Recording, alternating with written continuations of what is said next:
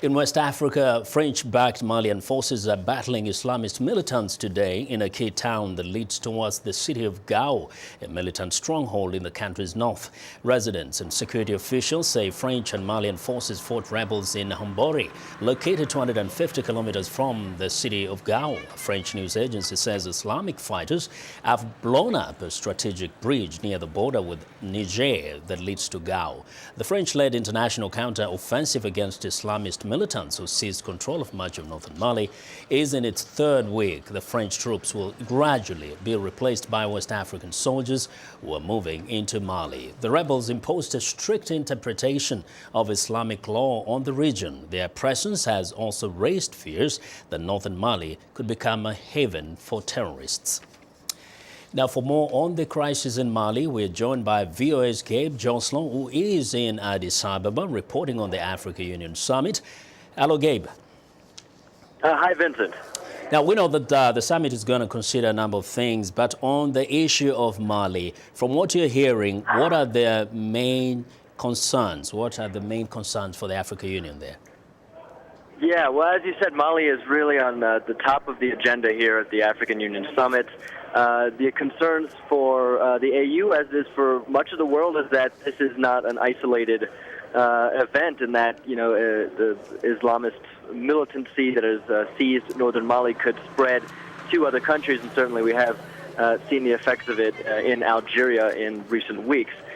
So right now I'm standing outside the AU Peace and Security Council meeting, which is discussing this matter right now as we speak. And in a couple of hours, we'll know a little bit more on what the AU plans to do next.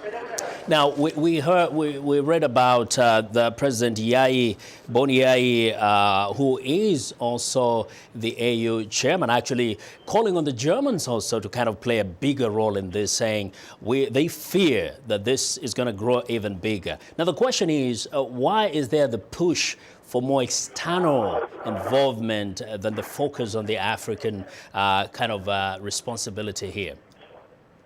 Well, I would say that people are considering all options, and that it's not choosing countries from outside the continent over African countries. In fact, African countries neighboring Mali and from the ECOWAS bloc are contributing up to 5,000 troops to this mission, and we're seeing more countries, including Chad and Burundi, which are outside of that bloc, who have also pledged to send troops in as well. So I think there's an understanding that this will take a concerted international military effort, but the sense here is that it is an African-led initiative, and the next thing to do, in addition to sending troops and to organizing logistics, is to raise money. And there will be a donors conference next week, which will seek to shore up funds for just that effort.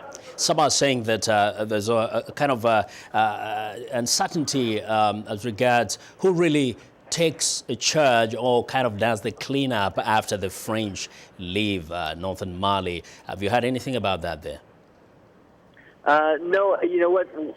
There hasn't been much talk of what happens next, in the sense that officials don't want to put a timeline on the military intervention. They say it'll take as much time as it needs, and certainly it's still in a stage where it's building up.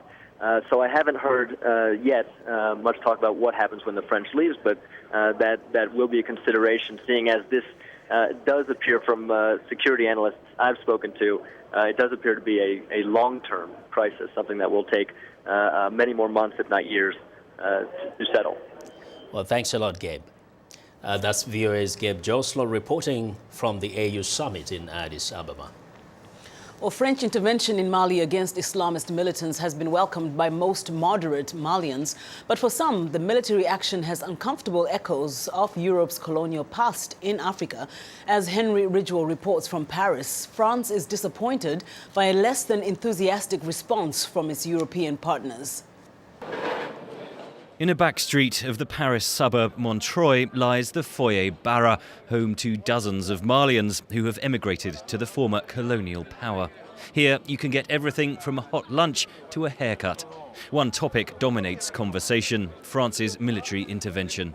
Lami Camara is a Malian studying in Paris. Les gens sont contents du fait que The people are happy because of the intervention against these fanatics who manipulate Islam.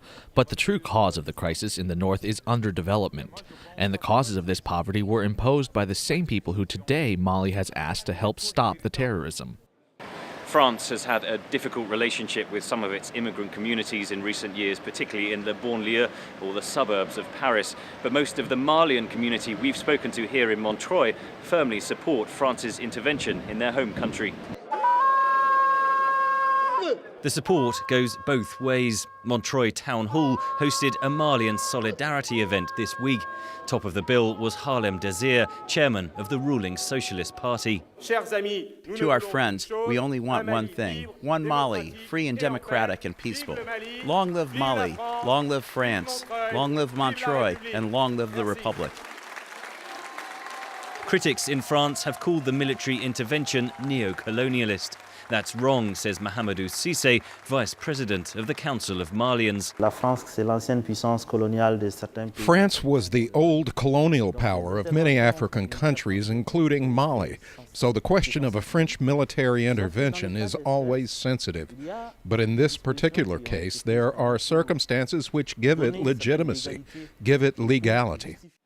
Damien Heli is another resident of Montreuil and a visiting professor of the College of Europe. When a crisis erupts and the Africans are not ready to intervene, what do we have to do here in Europe as former colonial powers? So I think Mali is exactly a case of this dilemma for France, which is to intervene or not. Heli says France has been left disappointed by the EU. Of course, it's a test for Europe. In the last 4 or 5 years, you can see there's been a lack of appetite from European member states to act militarily as EU. France is the exception there, where it has been pushing for more intervention, but nobody really wants to do that anymore. The residents of the Foyer Bara say they want a swift victory against the Islamist militants. But many Malians also wonder what will happen after the French troops depart.